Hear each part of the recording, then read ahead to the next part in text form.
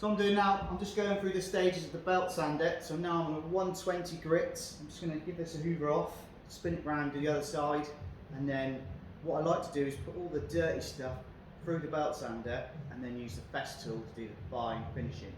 So I'm just going to clean this up and then I'll carry on.